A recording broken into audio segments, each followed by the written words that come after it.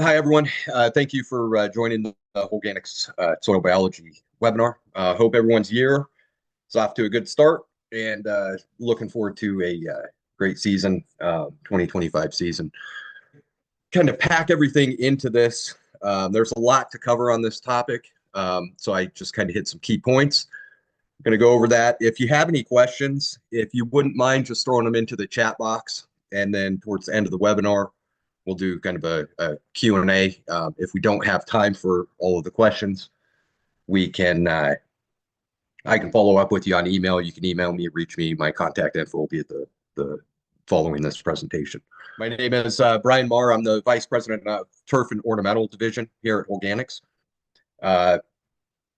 I've been in the industry for 25 years in all phases of it, from installs to maintenance to lawn care to yeah, I mean, you name it. I've been all over the place, and it's been a great field for me in my life experience. Stand issues that companies face from a lawn care perspective. I managed a franchise in the Northeast for multiple years, and you know, faced some challenges, had some ups, had some downs. So I would, throughout this, I'll probably be sharing some of that experience. Again, thank you, and go ahead and get into it. So today's agenda, we're going to be kind of going over the role. What is soil biology? Why is it important?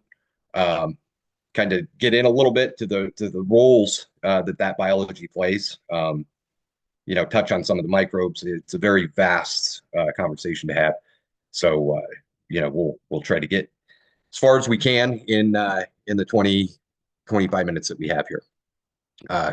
Where can we get sources of biology from? And then some options that Holganix offers as an organization. Touch on some case studies, a little bit of data is going to be mixed in throughout this presentation, and then resources that you can use here. So what is soil biology? We've probably all seen this at some point in our life, in grade school or junior high. And it's basically the ecosystem that we need in the soil to have a functioning, healthy soil. It's the foundation from where all plants come from. And so we're going to need to make sure that it's working cohesively so that we can have a healthy, the thriving plant material instead of just something that's kind of always teetering on the edge and susceptible to diseases. As you look at this, you can see everything kind of starts with the organic matter and then, goes to the bacteria. And then the types of soil biology. Larger organisms, similar to microbes in functions. Nematodes, we got nematodes are microscopic worm-like animals. This is just kind of touching on what we were just looking at. They're going to eat bacteria, fungi, and other nematodes, and then also excrete nutrients. So again, going back to everything plays a role in how the soil is going to function, is going to play a role in the nutrients that we put down for the plant material, and how far we can get that to go. Worms. I think we all know what worms are. They eat the organic matter, microscopic aeration as they're tunneling through, and and then their excrement, obviously worm castings, is going to be a good thing for the soil.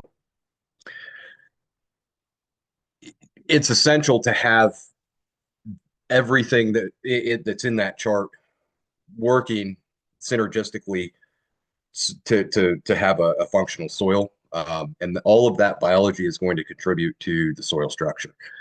There's some other things that come into play: root structure, water, a lot of things. So why does biology matter? Like I said, it's the foundation from where the plant starts. And so if you don't have a good soil, if you don't have a healthy foundation, chances are you're going to have a plant that struggles, that needs a lot of extra work. I like to use the analogy of the Leaning Tower of Pisa. I didn't put that picture in this presentation, but it didn't have a good foundation, and so over time, that shifted. It's essential to have that foundation, and here at Holganix, the soil is that foundation where everything comes from. Let's go back here. So a balanced soil food web, it's going to do a lot of things to help that turf and help the trees and the plant material grow. It's going to stimulate healthy growth in plant foliage and roots. Lots of additives in our product, but I guess we're going to stick right now to the makeup of the soil and why it's important to have that bacteria and that fungi in the soil. We need that so everything can come together and everything can be converted and release nutrients to the plant. A lot of times what we'll see is we go out and we just pound turf and plants with a lot of nitrogen, thinking that's gonna do the trick. The thing is if you don't have that bacteria and you don't have that ecosystem in the soil, a lot of those nutrients are just going to sit until they're converted and released to the plant, and that's the role of the bacteria, of the nitrogen fixing bacteria specifically. It's going to promote the plant's tolerance from stress, including weather, disease, and traffic. A good example is someone who was focusing on the soil, one of my agriculture customers. He used it at planting, did root dips and root ball dips, and then he also did maintenance applications throughout the length of the grow. His neighbors did not on either side of him. What he found was aphids on the underside of his plants where we were treating. I started to panic. Went out there, told him I'd be back. I had to go, visit some other customers. And I was kind of scratching my head, like, what's going on here? We're supposed to be promoting a thicker walled plant material. Came back in 2 days and started walking the field with him, turning up leaves, and there was no, all the aphids had gone. And I asked this customer, I said, what'd you do? What'd you spray? And he said, nothing. He said, the only thing I can think is that was too thick of a material, that it was too much work for them. And they actually, it looked like the festation got bigger on the neighbors' properties because I had walked those 2 days prior. So not a actual case study, not documented, but that's just my experience. And then also balancing the soil food web. We're going to balance the soil ecosystem by providing a healthy habitat for healthy plants. It's all about health. It's keeping, I use the analogy of, drink water, exercise, do the right thing for your body. You're going to be more resistant to, the cold season than the guy who's sitting around eating, McDonald's, drinking beer, and not exercising. Very bad analogy, but it's goes hand in hand with taking care of the soil health. So it's kind of the relationship is the plants exude sugars, aminos, organic acids into the soil. Bacteria and fungi eat these plant exudates. So this is just going a little bit into how everything, again, is working cohesively with one another, and how it's very important to make sure that balance is there and that we have the populations in the soil as well. Bacteria and fungi are eaten by each other, as well as protozoa, nematodes, and worms. All soils are going to die, or organisms are going to die. I tell people, a lot that, it's kind of like me, my dog, anything carbon-based, it has a life cycle. We're going to die at some point. It's just how happy and how healthy can we keep that prior to the exit stage. That biomass will become food sources for the biology, and A lot of people, when I explain this, they say, well, why can't I just do one application and then everything kind of takes off on its own? And subsequent applications are necessary to make sure that we're keeping those populations up. There is a point where we can add too many, and it's just going to be more of a wallet drain than it's going to be detrimental to the soil itself. If we over apply from the standpoint of overpopulation, what's going to happen is it's going to become kind of a survival of the fittest. The dead ones are going to become food. The stronger ones are going to survive. But it's more so, we want to make sure that we're not throwing money out the window. So we have come up with rates. And then here we go again. I just wanted to reiterate the importance of this chart. It's online. I think I pulled this offline. I'm not even sure, but it's just how everything works, and it's the life cycle of everything, and why we need. You can look at the levels down below. I'll leave it up here for a little bit longer. The first trophic level is photosynthesizers, and then we have decomposing mutualist pathogens, parasites, root feeders, shredders. Like I said, the shredders are gonna give you that microscopic aeration. It's gonna allow for more root development, and you get stronger, bigger roots. That's going to give you a more drought resistant plant. So, and then it goes up to the fifth and higher, even goes past this. But like I said, I think this is key in making sure that we have all the pieces there so that we can complete the puzzle. So how does this biology, work with the fertilizer? How are we going to, work this into our programs? Why are we going to work this into our programs? So with Bio 800, the power lies in the ingredients. This is the Holganix product. It has 800 plus. We call it Bio 800 plus. Bio is life. 800 is the amount of beneficial bacteria, fungi, components that we put in it. The plus is basically we're guaranteeing that we're going to hit that 800 or go over. 100% of the time when we send this out for testing, it's way over 800. So I think one time we had an issue where we had to put it back into production and then rebrew it. Contains over 800 species, beneficial microbes. So why are the microorganisms important to the plant health? And then you can see the 1, 2, 3, and 4 chart. You're going to have plant growth promoting bacteria and mycorrhizae. It's going to help, like I said, develop that root system. It's going to help take up water. It's going to help you get a thicker, kind of web-like root system, going, which in turn is going to, kind of, you have a thicker stand of turf. We'll speak to turf right now.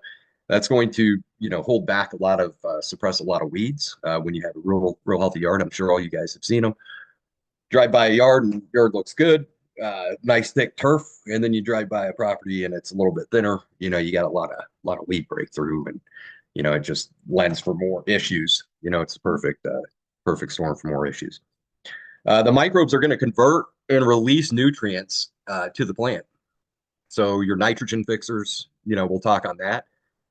Again, going back to, you throw down, a pound of N, per season on your turf, or not per season, excuse me, per round on your turf.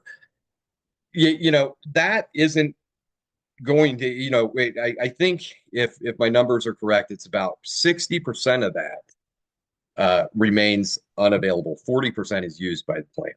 If the biology is not there to help break it down, that fertilizer is just going to sit there, and then it's going to either leach away, wash away, big rainstorm comes.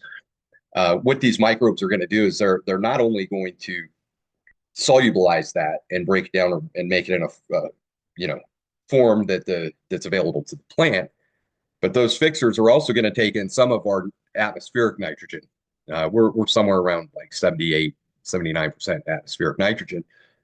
And so they're going to take in some of that through their life cycle, and they're also going to, release that to the plant. So through that process, we're getting essentially a free form of nitrogen, stuff that's locked up in the soil, and then atmospheric nitrogen.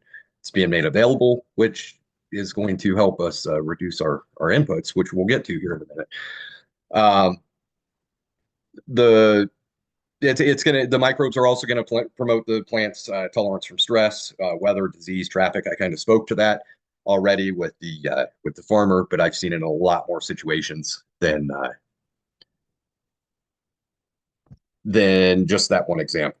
And then microbes are going to balance the ecosystem. Like I said, it's gonna keep a lot of things in check. It's going to help eat a lot of the dead organisms. So it just keeps that soil turning over from a level that we don't see. Here's some of our studies. I know a couple of you guys that I saw on here have been on other webinars, so this is a slide I'd like to use. We were able, if you look at the chart, we were able to instead of doing 1 pound of N per 1,000, we were able to reduce that to a half a pound with the incorporation of the Bio 800. So that right there kind of tells us, hey, we're breaking down more, we're utilizing more. I typically, with new customers, depending on your region, like to start off with the 25 to 30% reduction. I don't think that 50% is too aggressive. It just depends on your zone, and I'd be more than willing to work with you and talk to you and figure that out. And based off my history with working with other customers, kind of set up those parameters. Again, typical is 25% reduction. Depends on your zone climate. And then, big shout out to the soil nerds, because we have some customers that really get into this, and they've gotten 75% reductions. It's more of a spoon feeding type situation, but they've done it, and the turf is healthy, looks good, and they've reduced a lot of inputs, and customers are happy. Here's another customer of ours. They were able to, and this is just without like getting nerdy about it. It was a 28% reduction, very high traffic. So what taking care of that soil and making sure that ecosystem is flourishing is going to do is it's going to help with recovery. It's going to have faster healing end time. It's going to improve your root depth and root hair development. Again, that's gonna help in numerous ways with your water, drought tolerance. It's going to help with suppressing weeds. It's just a thicker stand of turf. Again, I'm a turf guy, so I keep going back to turf, but I'll get into the formulations that we have for the tree guys. Another slide I just want to throw in. They were able to reduce, it's important, reduce our water over a 3-year period by 75%. A lot of our cemeteries that we have that use our products, it's very important. Some states, I think everyone knows what the water issue is over in California, but very critical in some states, and a good selling point. It's not going to happen overnight. We got to work on root development, getting that soil, flourishing, and then we can get there. And then faster establishment of new flower plantings. It's one thing that this particular customer noted, and we've seen it across the board. When you're putting something in the ground, you want to make sure that environment is not going to stress out that plant, and by ensuring that you have a healthy soil, compost or compost tea going in there, that's going to just be more of a welcoming atmosphere than just taking it out of the plant pot, or taking it off the truck and throwing it out. And so where can we get sources of biology? There's a lot of companies out there. There's a lot of sources. One of them is compost, and composting is a great source. The problem that I see with composting is that there's no predictability with the compost. You're not sure how it was composted. You're not sure what's in there. You're not sure the amount of species, um, which leads us into the Bio 800 product line. So we have 800 plus, as explained earlier, species of active, diverse microorganisms. So it's a very diverse population. Um, we also include sources of microfood for the microbes. And what that's going to do is just keep them fat, healthy, and happy during their life cycle. Uh, there are a couple sources of five, to be specific, of nutrient enhancers. And then we have some micronutrients in there. What I want to talk about just real quick while we're on this slide is that we have a Bio 800 product line plus product line for lawn. And your lawn and your golf are going to be more bacterially based. So your monocots, your dicots need more bacteria just because of their uptake process and their needs and their nutrient needs. We need to get more nitrogen fixers in there than say the tree and shrub product. The tree and shrub is going to need to be. It's more of a fungally populated formulation. And so your endo and ectomycorrhizae, it's more of a complex plant, and so it has different requirements. We also have a bloom, which is geared towards flower color. Everything has a little bit different formulation, and then we also have an agriculture product, designed more for your farmer type applications. If you're using this product on turf, I would do the lawn or the golf. The difference between those two is your golf is going to be higher concentrations of the bacteria. And the reason why we need that is because of the wear that happens on golf courses and sports fields. You need the high traffic. You need faster healing and better recovery time. Your lawn is going to be less formulated with concentration levels of bacteria, but it's going to be more fit for a residential budget. We're not seeing golf carts drive across people's front lawns, on a hourly basis. So that's the difference between the two. Here's an example of like high traffic. This was a customer that just depending on what the budget is, it's kind of a unique situation. They were having issues, and I like this slide because they were using the Holganix, the Bio 800 plus golf on this elephant roaming pen area, and they were having tons of issues. And this is after about 4 months. The grass started coming up, and you know how heavy an elephant is and how big their footprint is. That to have them get this, I'll have to dig out the before picture, at some point later on. So what can Holganix, the Bio 800 lawn do for me? It increases your business's sustainability. It's a market differentiator. It basically puts you aside from what everyone else is doing out there. Everyone else, goes, most people go with the model of let's just go out there and throw synthetics down, make the customer happy, and get off the lawn. More and more, what I've seen is people are becoming more aware and more conscious of what they're doing, and they're more into what's being put down and being a little bit more aware of what's going on in their immediate surroundings and beyond. It's going to build that solid foundation for healthy plant material. Bio 800 Lawn Plus, again, it's going to reduce the need for inputs. That 25% is a good starting point. You can get a hold of me. We can kind of figure out what zone you're in and then go from there. It's going to boost resilience. Again, can't claim that it's that it's a fungicide or it's an insecticide, but if you have a thicker skin, plant material, that's drought tolerant, you're naturally going to avoid those. It's going to help with seed germination, increase root growth, and improve soil health. Again, my favorite slide is the soil food web. So I'm going to get into, we're almost out of here. I'm going to get into how you would use the Bio 800 Plus lawn. This is for maintenance applications on turf. It's going to be recommended as 7 ounces per 1,000 square feet.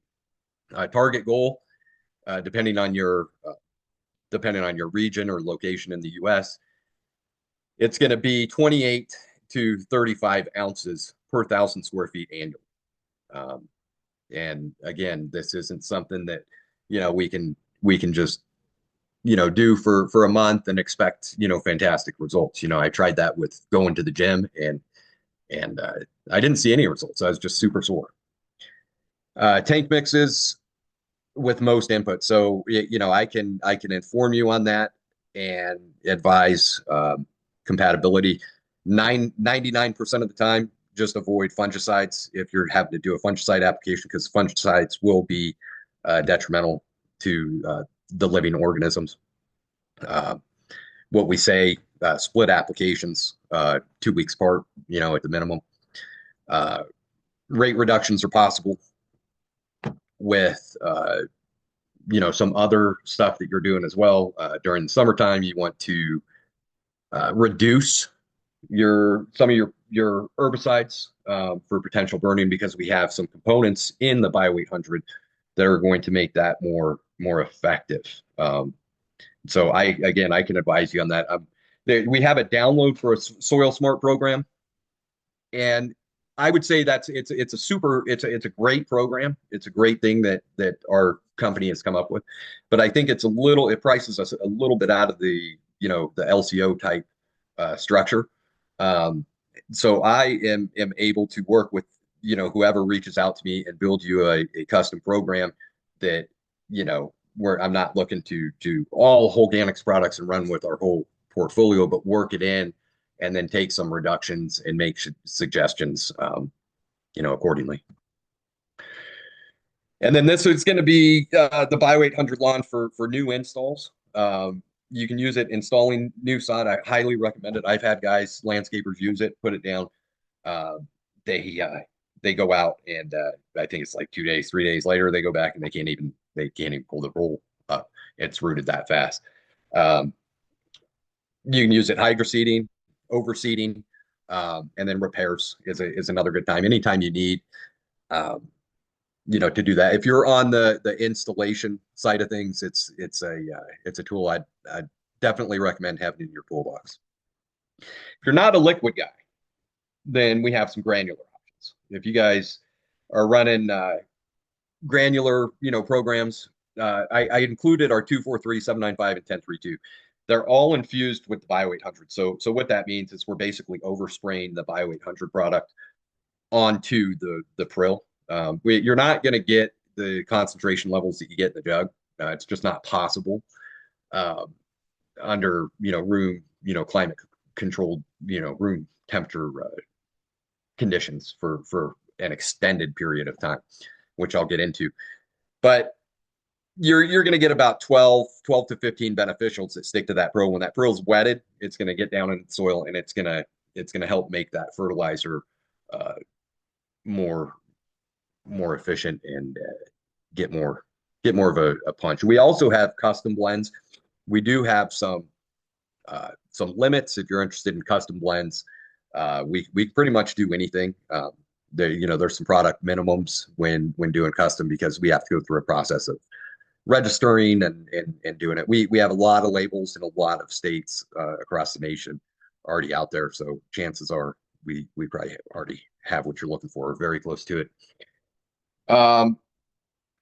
The Bio 800, better agronomic results, fewer callbacks, cancels, thicker grass, healthier grass. I mean, it's the customers love it. They love the fact that it's more of a hybrid program. It's not a fully organic program. We're taking the best of both worlds, mashing them together.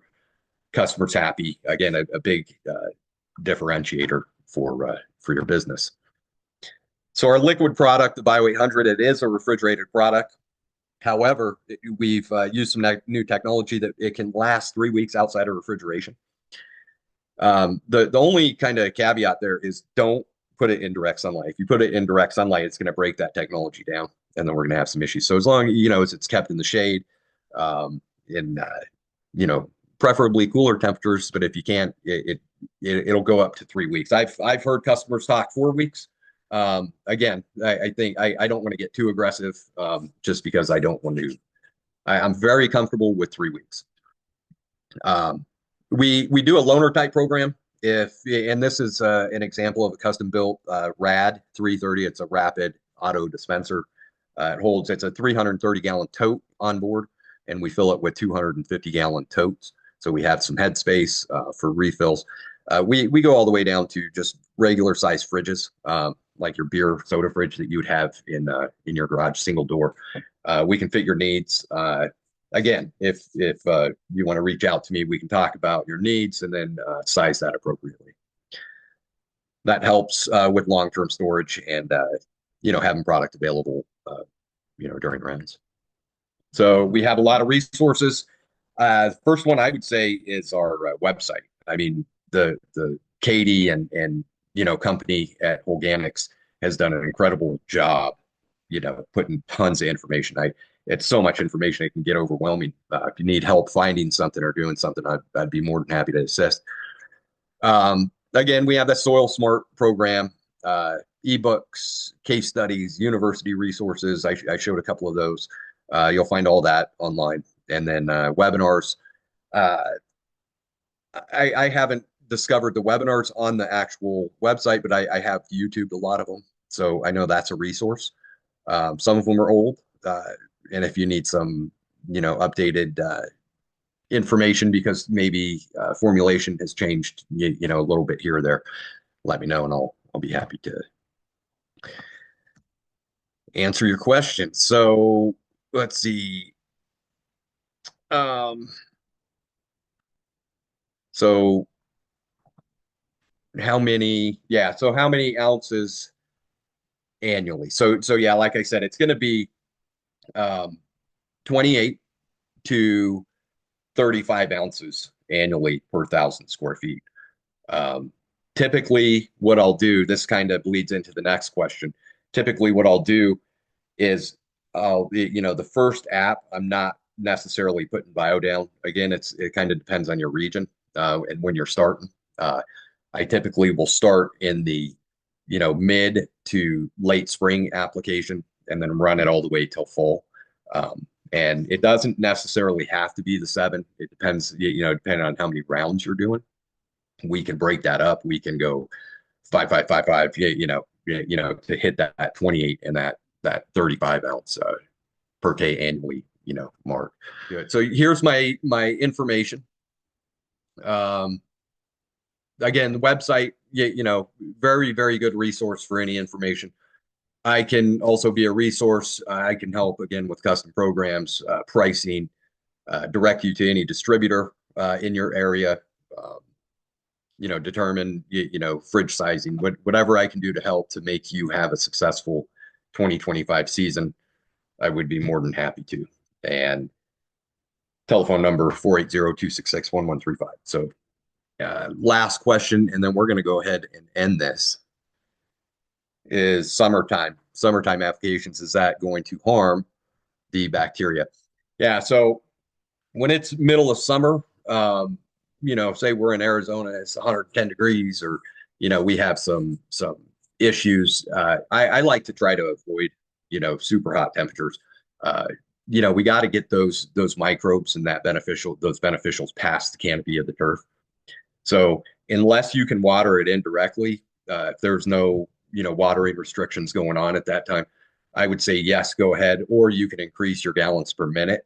That's going to help move that bacteria past the canopy, but it's also going to affect how many yards your technicians or you were doing. So again, I want to thank everyone sincerely for joining and taking the time. I hope everyone again is having a great 2025. I hope everything is off to a great start for you guys. I am here to help, and I would love to help you make this a successful 2025 season. Again, call me if there's anything I can help with. Thank you again.